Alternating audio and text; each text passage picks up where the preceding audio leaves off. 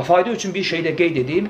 Gecədən oruc üçün niyyət etməyin şərt olması həm fərz oruclarına, həm də nafilə oruclarına aiddir. Baxma ki, nafilə orucları barədə alimlər ixtilaf ediblər. Peyğəmbər sallallahu aleyhi və səlləm buyurur ki, gecədən oruc üçün niyyət etməyən orucu yoxdur. Və Allah Rasulü ayırmayıb. Fərz ilə nafilə arasında fərq qoymayıb. Və bu dəlildir ki, bu məsələdə fərz ilə nafilə arasında fərq yoxdur. Lakin o hədis ki var, Allah Rasulü sallallahu aleyhi və səlləm gələrdi və zövcələrindən soruşardı ki, yeməyə nəsə var? Əgər deyilsəydi ki, heç nə yoxdur, oruç tutardı.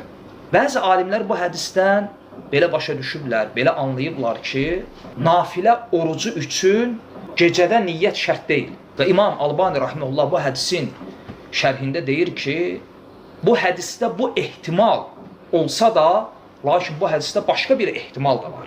Və o da güclü ehtimaldır. Və bayaqları qeyd elədiyim hədisi də dəstəkləyir. İmam Albani rahimehullah deyir ki, bu hədis ona dəlalət etmir ki, Allah Rasulü sallallahu aleyhi və səlləm zövcələrinə o sualı verəndə oruclu deyildi.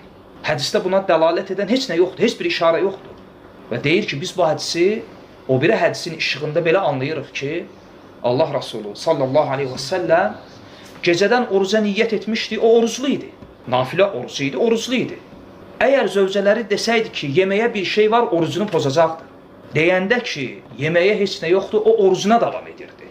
Sıfırdan niyyət edərək oruc tutmurdu. Və bununla da bu hədis ilə o biri hədis nə olur? Cəm edilir. Aydındır və hər iki hədislə əməl edilir.